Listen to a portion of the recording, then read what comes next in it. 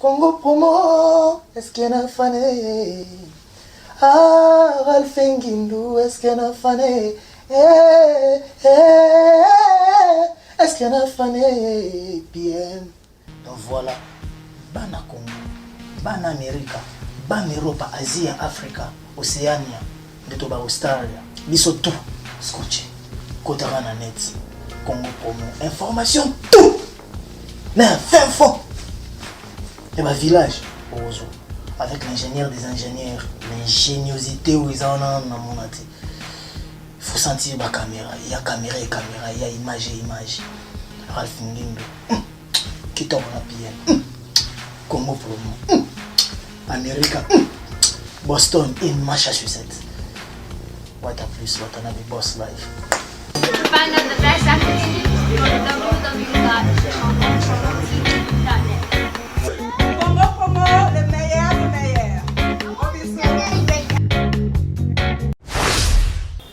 Bonjour bien-aimés dans le Seigneur, shalom, peuple de Dieu de partout, vous qui suivez cette grande émission La Réalité Chrétienne avec Yves Pantos. Alors aujourd'hui nous sommes très émus parce que nous sommes avec le David, donc un pasteur, révérend pasteur Valère Moussatou, on l'appelle souvent le David parce que Aza, moi makasi na likambo o Italie ndoto donc naye ndoto lotaki songe na yo rêve na yo soko yebisie et au trouver solution par rapport ya bandoto na yo akomiseli yo makanisi oyo yo monaki na butu omonyango plutôt en réalité.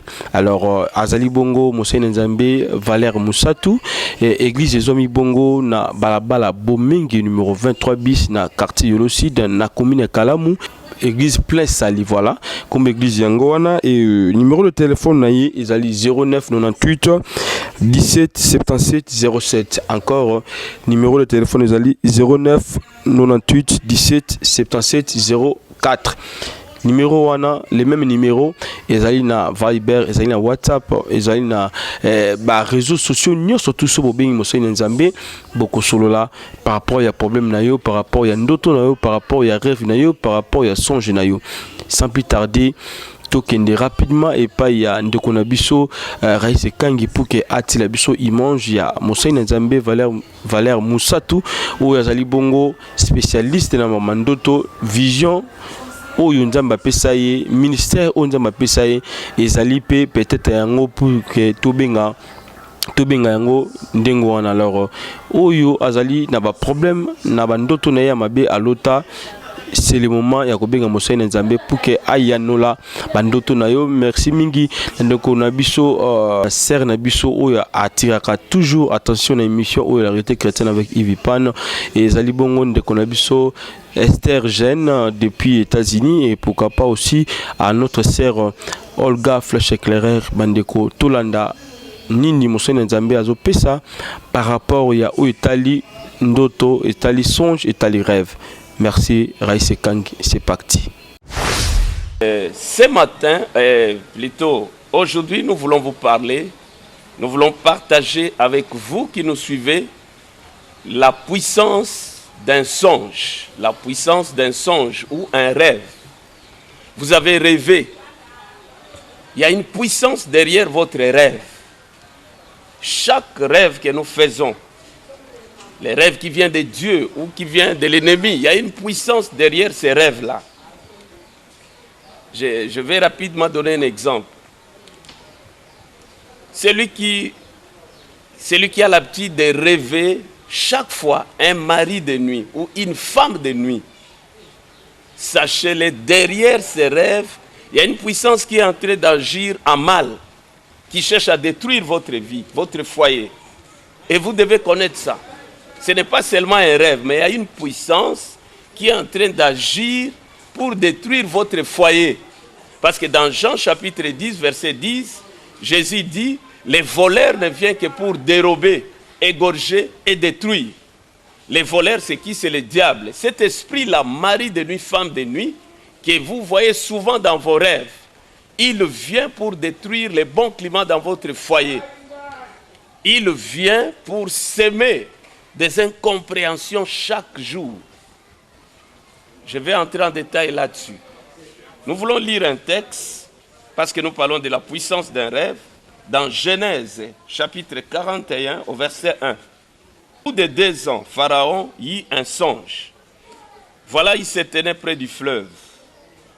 Et voici 7 vaches belles à voir et grasses plutôt, de chair, montèrent hors du fleuve et se mirent à paître dans la prairie.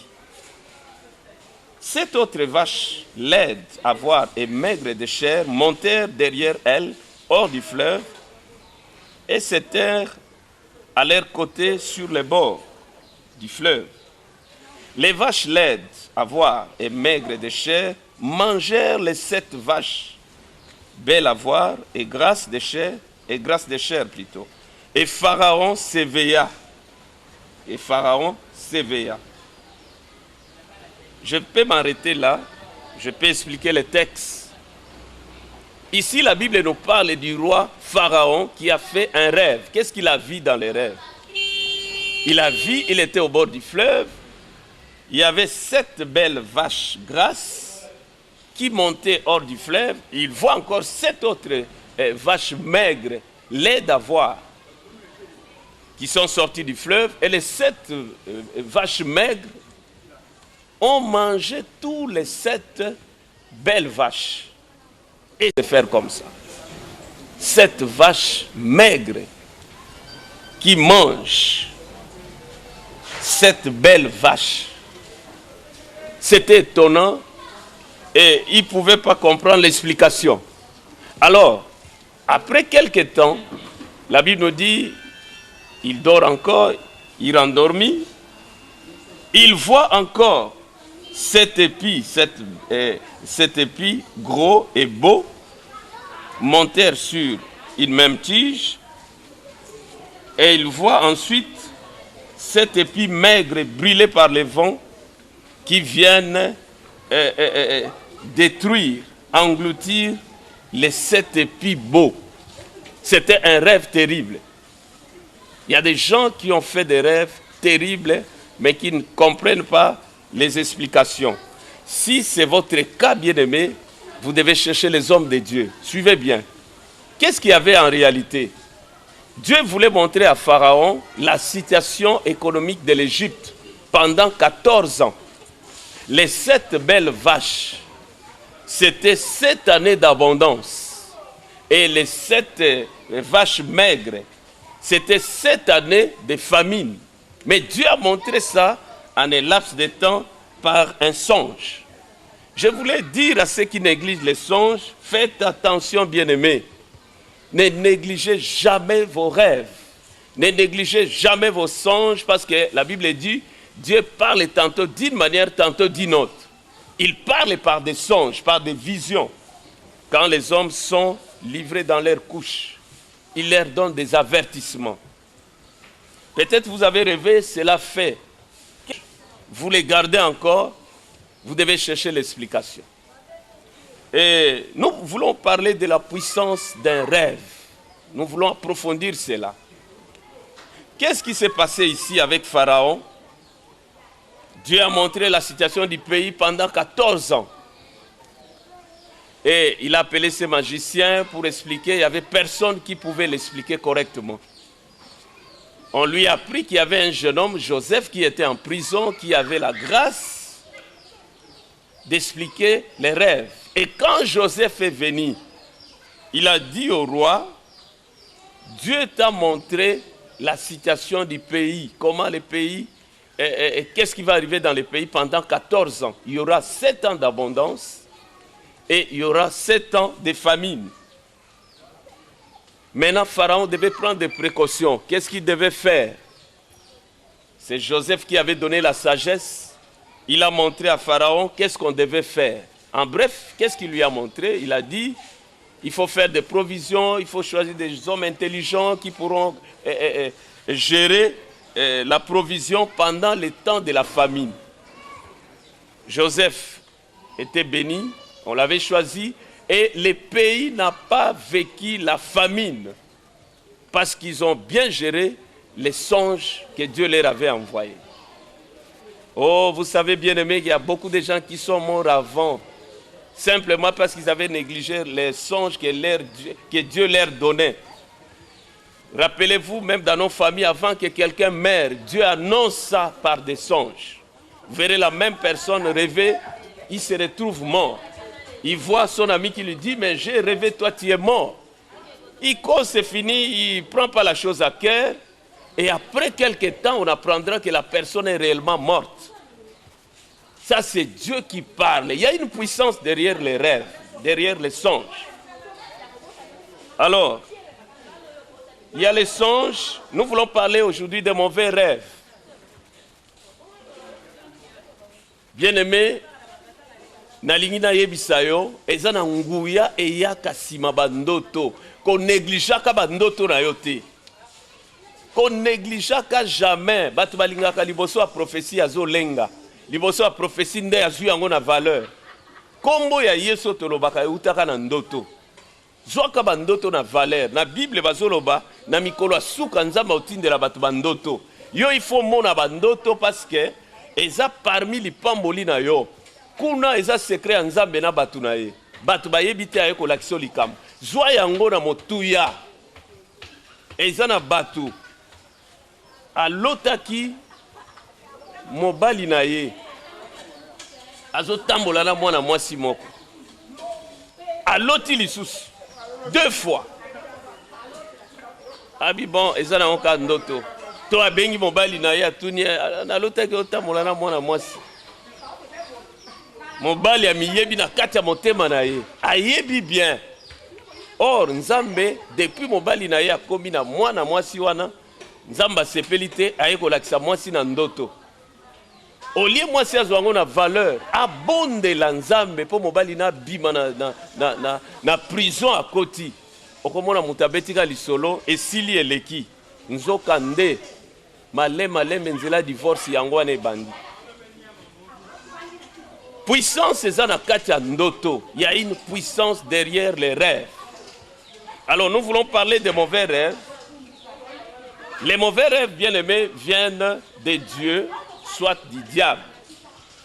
Les mauvais rêves qui viennent de Dieu, la Bible appelle ça les avertissements. Les avertissements. Dans Job 33, à partir du verset 14 jusqu'au verset 16, là-bas la Bible nous dit, Dieu parle cependant tantôt d'une manière, tantôt d'une autre, et l'on n'y prend point garde. Dieu parle tantôt cependant tantôt d'une manière, tantôt d'une autre, et l'on n'y prend point garde. Il parle par des visions, par des songes. Quand les hommes sont livrés dans leur couche, ils sont livrés dans leur sommeil, il leur donne des avertissements. Il leur donne des avertissements. Ça veut dire quoi? Quand on parle, et Dieu met les sceaux pendant les rêves. Alors, il y a des mauvais rêves qui viennent aussi du diable. Ezana bandoto mabe muswe utaka na satana. Ezalo kola otolobaki mibali ya butu. Ozolota banyoka. Banyoka elandaka yo souvent. Osala jamais une semaine sans que olota nyoka. Oh bien-aimé, ezana nguya moko mabe eye na nzela nyoka wana. Dalina yebiso nyoka na Bible.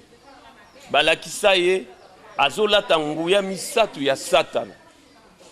Nguya liboso eza séduction.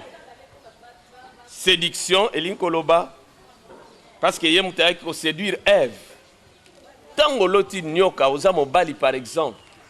O remarqué mikolo wana pose komi obima libanda. Pose komi yo otika mwasi andako kende libanda. Eza nyoka oyo moni. C'est un esprit na simanaye eza na puissance ya destruction et ye kokote la bino na ndako. Alors okomona na sima mikolo mobali akomi mobulu. Moto ba yebela azalaka mobulu te. Moto ba yebela aza fidèle. Depuis nyoka ya kokota na ndako alotaki nyoka. Esprit wana séduction et combien na nzela mobulu ya basi. Yango soko loti bongo bien-aimé, il faut luka basale nzambe basambela pona yo. Yo moko pe faut telema osambela. E kozala soni bayoka yo na réputation ya mabe wana eza satana ye kosambwisa yo. Tokomona tozolobela nyoka. Nyoka aza mpe molimo ya destruction, ayaka mpo adétruire. Nayebi mama moko alotaki nyoka koti na ndako. Après quelques jours, alobi pasteur bamalade ekamati biso. Papa abeli, mama abeli, bana babeli, mbongo ebimi ebele. Mobali akoti hôpital aumeli, ebandaki banda nyoka akotaki na ndako. Nyoka wana ayaki lokola molimo ya destruction, molimo ya eko détruire. Bien-aimés, je voulais vous dire, derrière les serpents, il y a une puissance démoniaque. Quand tu as rêvé les serpents, sache que c'est le diable qui vient pour détruire. Et les serpents, c'est aussi l'image. Nous avons dit, les serpents, c'est le destructeur. Quand vous rêvez un serpent dans la maison, les serpents avaient détruit les enfants d'Israël au désert. Quand vous lisez dans Nombre 21, vous verrez cette histoire. Les mêmes serpents, si vous les rêvez, il y a des amis qui nous ont appelés des États-Unis, de l'Europe, qui ont vu des serpents dans leurs songes. Alors que dans son milieu, on ne peut jamais trouver de serpents. Ça, ce sont des mauvais esprits. Tant que l'oti boye, lukabo sambela, parce que souka nango mabe moko ekoyela yo. Bandoto ya mabe. Ya misato. Oloti, mama oloti mobali na yo, abungi. Bozo luka mobali. Na kati ya ndoto yo na bana bo luka papa abungi azomona na te. Bo luki bo bengi na téléphone, bo bengi ba camarade na musala amonani te. Interprétation ya ndoto wana ezola kisake nzamba zola kisaliwa ya papa. Mikoleko ya boko mone lisute. Akolimwa na mokilio ya bato. Alors tango loti boye yeba keza na nguya eza na sima ndoto yo loti. Surtout soko comprendre te luka basala nzambe ba peso explication. Yango tokosenga obenga biso bien-aimé na plus 243 99 81 77 704. Nazo zongela benga ngai eza numéro na ngai na plus 243 99 81 77 704. Benganga lisusu na plus 243 81 7 16 16 78. Plus 243 81 7 16 16 78.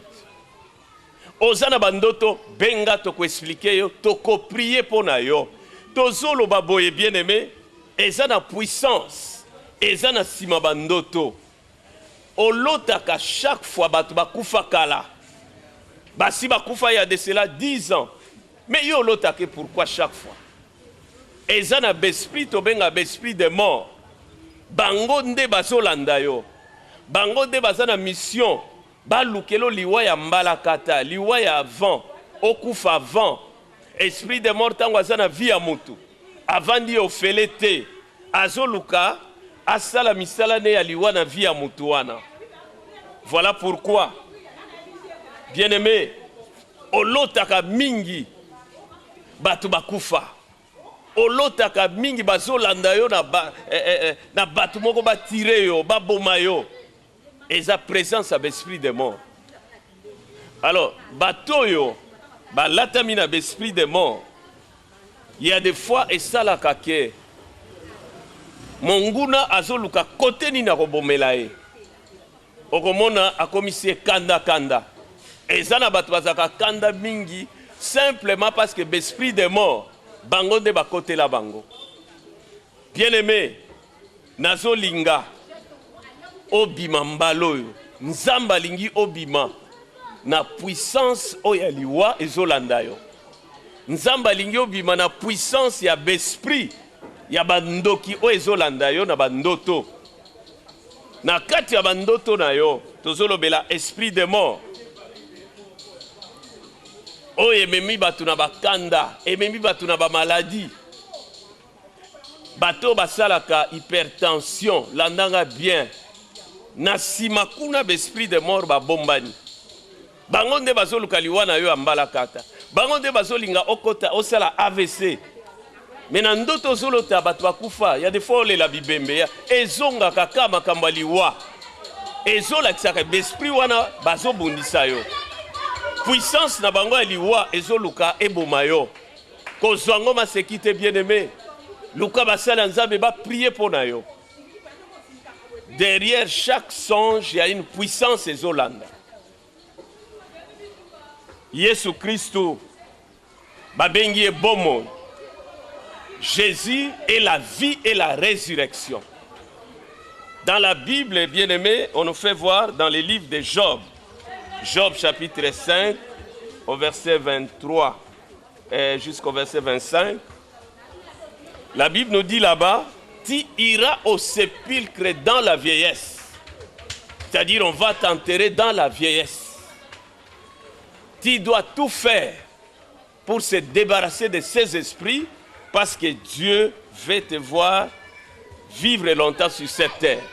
Bandoto ozolota oyo ezotungisa yo soki ozolota bandoto moko mikolo oyo ezotia yo mal à l'aise yeba ke eza na pouvoir moko ya destruction ezolanda yo tolingi totouche besprit otobengi besprit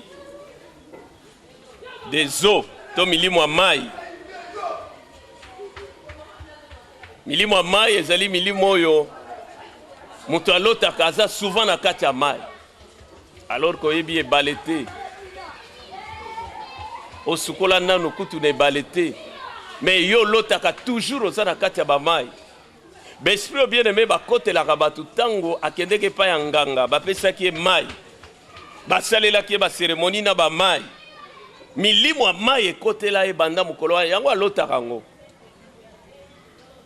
okamwaka pourkui olotaka souvent oza na kati ya mai depuis bokenda ndako ya nganga oleka na délivrance te bapria mpo na yo te besprit wana ya mai esalamaki na Afrique me tala ntina poto elandaka yo yo oyebaka te uta wapi origine nango depuis bokenda ndako ya nganga ate eumela ate esala mikolo mais du fait que basala na délivrance mpo na yo te besprit wana nde balandaka yo eza na bato milimo ya zamba besprit ya forêt elandaka ye alotaka souvent aza na kati ya zamba azoluka kote ya kobimela mama moko abengi biso na France na États-Unis plutôt alobi pasteur nalotaka mingi naza na kati ya zamba ndenge olobaki wana nazoluka nabima na zamba aza na États-Unis bien aimé aza en pleine ville mais alotaka aza na zamba euta wapi besprit ya forêt bokendaka ndako nganga peut-être obelaka peut-être bazwaka matiti moko bapesaka yo oyebaka te nsima matiti wana nganga wana milimo na ye ekotela yo yango olotaka milimo ya zamba na zamba peut-être okota te mais yo olotaka bandoto wana besprit wana baye mpo babloke vi na yo bandeko mosusu balotaka aza na kati ya prison azoluka abima tozolobela puissance ya ndoto olotaki bien aimé oza na kati ya prison ozoluka place ya kobimela ata olota yango kala nzamba alakisi yo ke vi na yo eza bloqué vino eza na kati ya prison vino eza na kati ya blocage ndenge omonaki oza na kati ya prison wana eza état d'âme na yo il faut luka délivrance mbulo. Yango ozo sala makambo ezo kendete, ezo tosa te, o fournir befort et belé, mais makambo ezo tosa te, parce que l'esprit wana ya blocage, ozana kati ya blocage ezo landa yo. Bande komsu balotaka bakangi basinga, azana kati ya libulu, bakangi basinga na maboko na makolo, ayeko la mukaza bien, eza état d'âme na yo. Nzamba zola kisaki vino eza na blocage. Yango komona bien aimé, vie, il y a des fois makambo isali net kotosa, il y a des fois ezo beba, eza lokolo zo baluka sur place. Mbalo yo, Yesu aye po a délivrer yo. Nalobi mbalo Yesu aye po a délivrer yo. Okolo ba mene siko zali wana. Okolo ba mene ndima yango, parce que mbalo toko sambela, ndima ke besprit wana bazo kima. Na ebi papa moka landaka biso na États-Unis, alotaka neve na ye, autaka mboka ti États-Unis, ko tourmenté à tout moment. Lelo papa wana koma libre. Na lila yebisa yo tango ndoki azolanda mutu na ndoto, na moi akokanga mbongo na ye. Balingi ba pesa yo, balingi ba engagé na musala, akotia motema mabe na mutu alingi engagé yo. Akoya ko bloquer même bolam balingi ba salela yo. Bandoto amabe bien aimé, eza na puissance. Ko mona ngo ka ndoto te, eza na puissance moko ezolanda yo na nzela bandoto wana. Puissance wana ezo ya po ekanga vi na yo. Yango dans 1 Jean 3 verset 8, Bible zoloba, le Fils de Dieu apparu afin de détruire les œuvres du diable. Yesu aye po aboma à détruire misala wana. Lelo avant to silisa na ko sambela makasi pona yo. Nzamba ko délivrer yo. Peut-être ça peut na maladie mon côté to lobela ba hypertension o esprit de mort bazana ciment. Nzamba ko bikso na kombo na Yesu. Tolingi to poussa na to kende malé me kosukisa. Bien-aimés, nous parlons de la puissance des rêves. Qu'est-ce que vous avez rêvé les jours passés?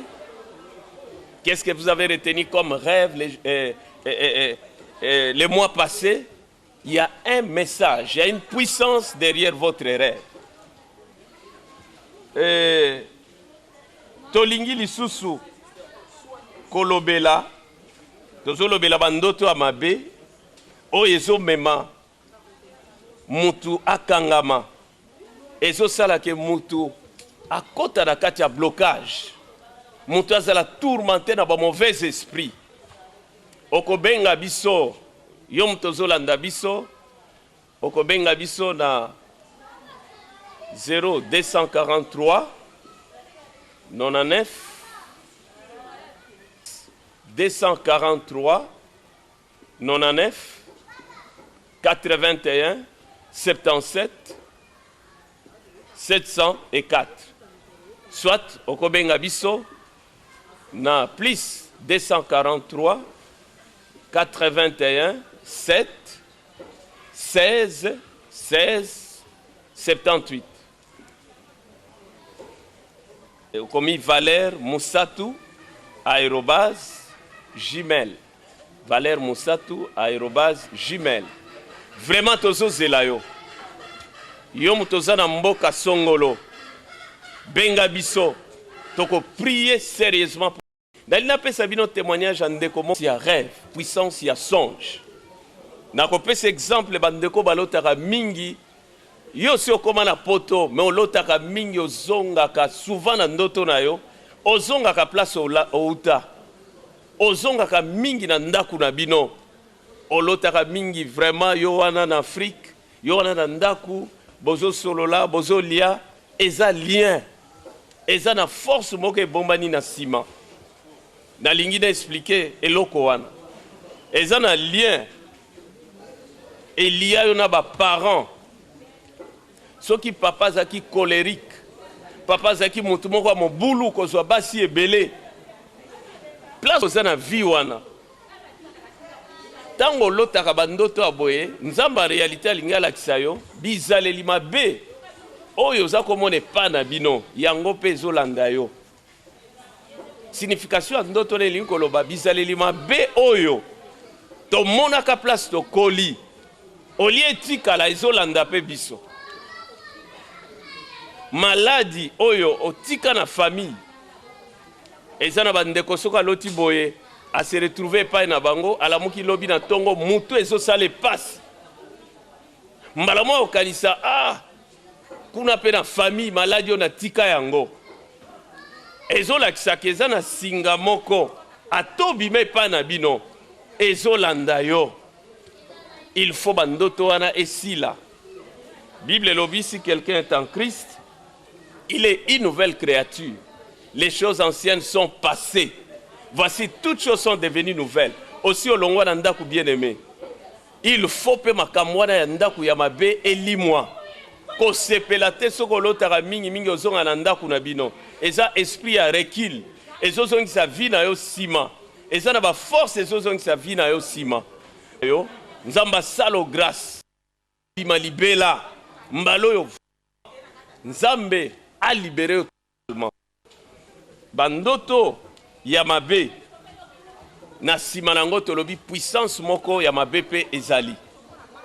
Na kokende ko clôturer na bandoto ya mabe euti epa ya nzambe. Ona lobaki la plupart o eza o eutaka na Satan. Mama oloti mobali na yo balongoli na musala. Eza avertissement, eza ndoto ya mabe.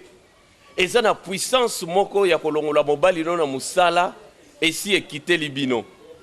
Na kati ya ndoto wana nzamba zolakisa ke dans quelque temps soki mama bo sambelite réellement ndengo lotaki mobali no bakolongole na musala. En réalité nzamba linga lakisa bino nini ke ba chef ya mobali na yo basi bazui décision balongole na musala. Nzambe na mawana ye azui décision bango bazui aye kolakisa yo na ndoto eza makambo ebomanaki aye kopesa secret ke mobali na yo dans quelques jours bazolongola ye ata bango ba chef baye kolobele boyete bazobomba ngo nanu bazogere yango nanu me nzambe na bolingo na ye ake kolongola décision wana aye kolakisa yo parce que alingaka yo alingi bosambela alongola ngo a écarté yango. Voilà bien aimé, tozo kende ko chité. Émission na biso et pamboli bato ebele. Émission na biso et pesi ba solution na bato ebele.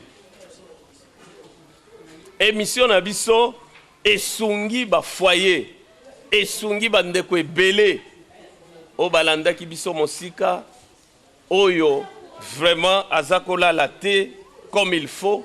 Mais dans la prière, tout ça là qui est amoni délivrance. Ndeko na biso moko libala na ye et comment qui problème bakabwana ki et comment qui mobile ke ko zo moi si mususu. Mais lelo tozolo bananzele mission yo nzamba zongi si libala bien. Puissance ya prière et yaka kwanile nyonsa mabe monguna atiaki. Tozo pesa yo numéro oko benga biso bien aimé Olanda ki biso to ebite wapi benga biso na ba numéro oyo oza na bandoto compliqué tozo zela yo benga to expliquer yo na o etali prière d'abord na lingi na zongi la numéro benga biso na plus 243 99 81 704 plus 243 99 81 77 204 et puis tolingi pe koyebisa boye na o etali prière tozana quelques noyaux mikoleko ya tokotinda yo quelque part yo mtozolanda biso peut-être osana mboka Suisse tokotinda yo quelque part noyau de prière na biso ezali aux États-Unis tokotinda yo quelque part noyau de prière na biso ezali oza na mboka Californie na Nevada toza na noyau de prière bakote wana benga na numero na ngai tokotinda yo na bandeko na biso toza na papa na biso Robert azali kuna akoyamba yo tokoprier biso tout ensemble. Côté Suisse toza na ndeko na biso Gertrude Kilonda tokoprier benga biso vraiment tozozela yo. Mais nalingi na prier bien aimé tolingi to kota na monde d'interprétation olotaka mais oyebaka ba signification bandoto na yote nalingi na expliquer interprétation oloti oza makolongulu ozotambola makolongulu eza message nzamba alingi alaction na ndoto wana ke o perdre molendo zaki na ona makamba nzambe o perdre zèle parce que na kati ya Bible bazolakisa biso sapatu babengi yango zèle ya évangile zèle molende ya évangile oloti ozolia eza na bato balwa passe na lotaka na zolia kolota na ndoto ozolia soki eza une deux fois ce n'est pas un problème na ndoto pe mutu akolia mais soki chaque fois ezozonga ezo se répéter ezolakisa ke eza na bandoki moko bayokani bapesa yo kindoki mais bazoyaka na butu na nzela ya bandoto soki yo ozolia yango chaque fois malem bazokotisa yo na sorcellerie plus tard okobanda pe kobima parce que basambeli mpo na yo te yango nazo invite yo osenga baprier mpo na yo oloti olati bilamba salite yo olata ya kilote na moi me na butu oloti oza na kilote eza message nzambe apesi yo na kati ya Bible soko otangi na mokanda Zakari bazo reprocher Satan ayaki kofunda Josué po alata bilamba salite bilamba salite na ndoto ezolakisa ke mikolo wana nzambe azosepela te na comportement na yo nzambe surtout oza kobanga nzambe mais un moment oloti okomi na bilamba salite nzambe azolakisa ke otie poto otie salite na etamboli na yo aveyaka na comportement na yo il faut purification esalema oloti bien aimé olali na kati ya ndoto oloti olali wana eza sommeil spirituel na molimo nzambe azolakisa yo ke olali oza kolala or Satan miyibi bazwaka bien bato balali moto alali mama walalaki bayibaki ye mwana mpo alalaki oloti na kati ya ndaku na bino bomoni torti akoti na ndaku kolota torti akoti na ndaku to niawa akoti na ndaku lion akoti na ndaku eza présence a démon bakoteli bino na ndaku eza kaka ndoto te mais na nsima nango eza un événement mabe ekosalema soki bopriye te mais mpona oyo etali torti aza esprit ya lenteur moto aloti torti nzambe olakise ke molimo ya lenteur ekangi ye yango mona bata bongo eloko alingi asala lelo okomona ye apusaka makambo nayebi na kosala nayebi yango asala makambo mpe asilisaka te moto wana aza na esprit ya lenteur yango nzambe alakisi ye torti aye kokotele na ndako do esprit wana moto ezokanga bénédiction na ye oloti bien aimé na kati ya ndoto na yo ozotambola likolo ya salite on dirait oza na kote ya toilette ozonyata basalite bato mingi balota bandoto ya bongo ndoto ya bongo eza bien te nzambe azolakisa yo ke baacte okuti opose mikolo wana ezindisi yo na mbindo nzambe azosepela na yo te osesuye ndenge balobaka osesuye oloti lisusu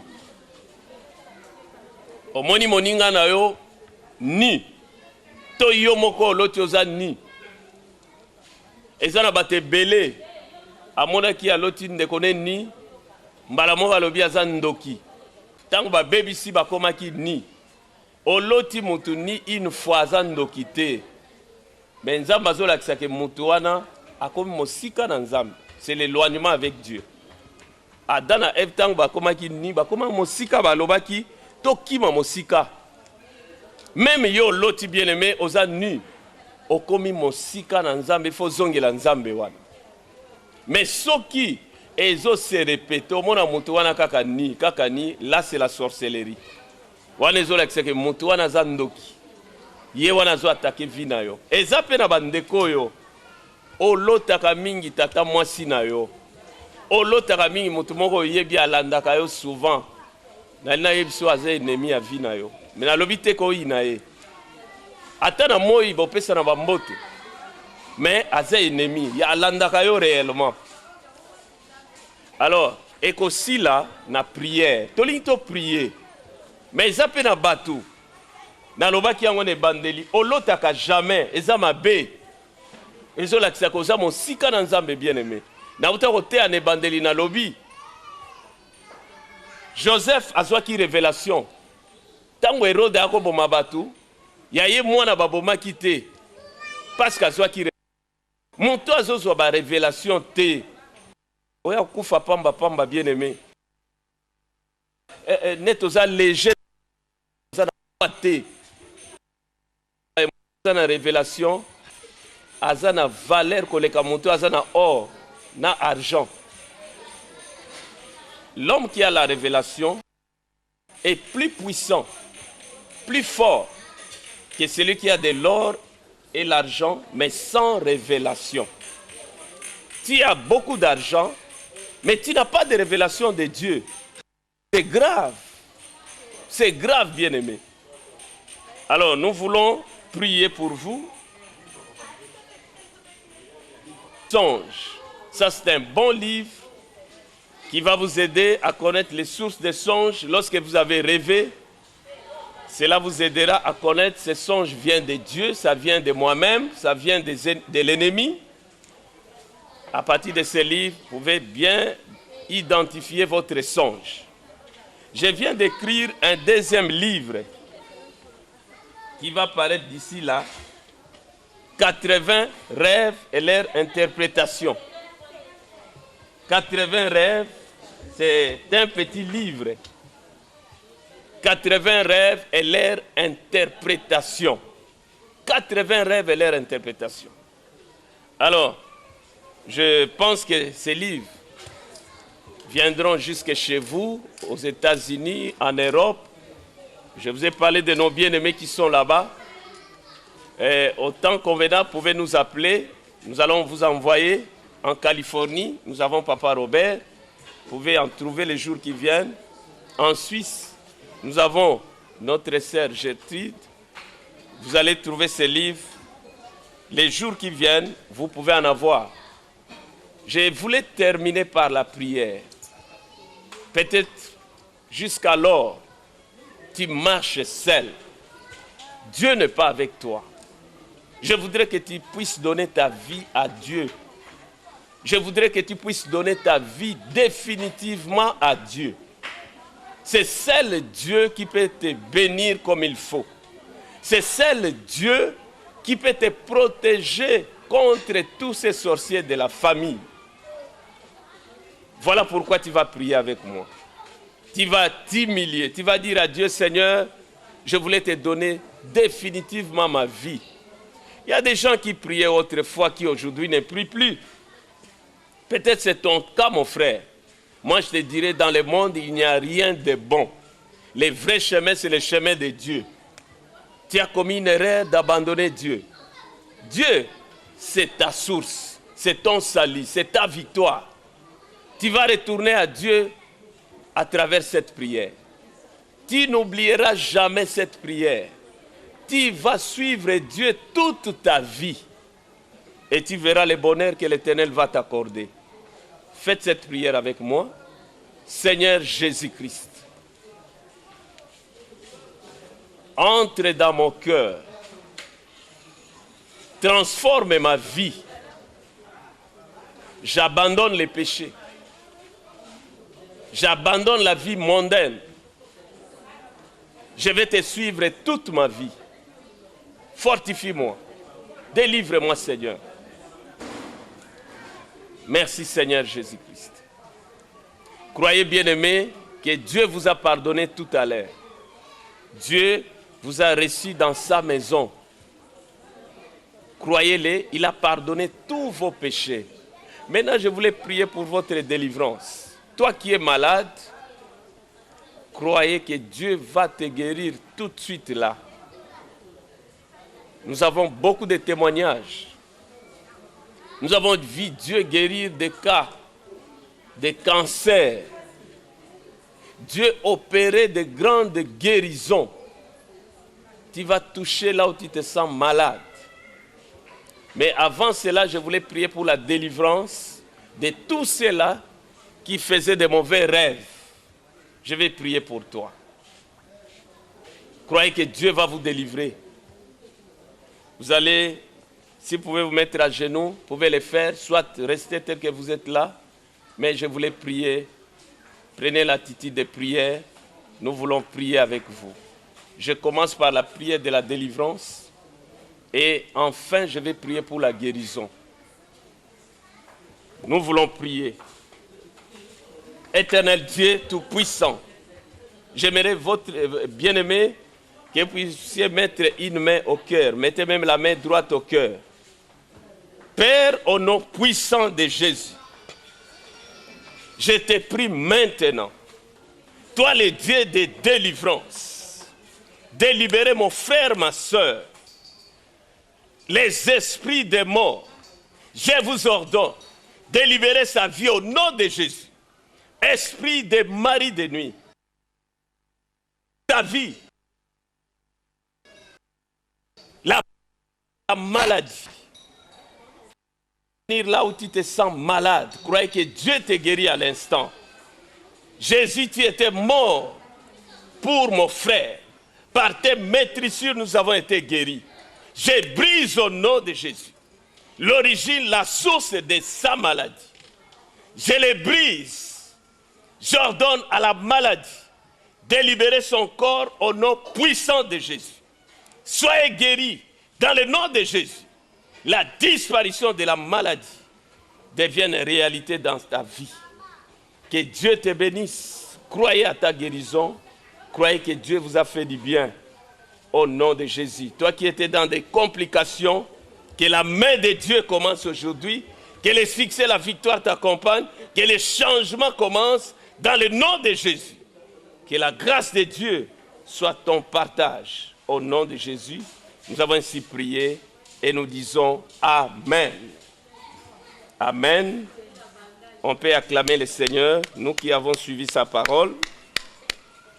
Bien-aimés, nous sommes arrivés à la fin. Nous avons notre noyau de prière en Californie. Les gens, les bien-aimés qui sont en Nevada, Californie, appelez-moi, je vais vous montrer quelqu'un qui va prier avec vous. Nous tous, nous allons prier ensemble. Et j'ai parlé de la Suisse. Là aussi, nous avons un noyau de prière. Et nous voulons, surtout que vous n'avez plus d'église, nous voulons vous aider. Nous voulons vous aider. Que Dieu vous bénisse. À la prochaine. Merci, c'était là la puissance d'un songe, d'un rêve.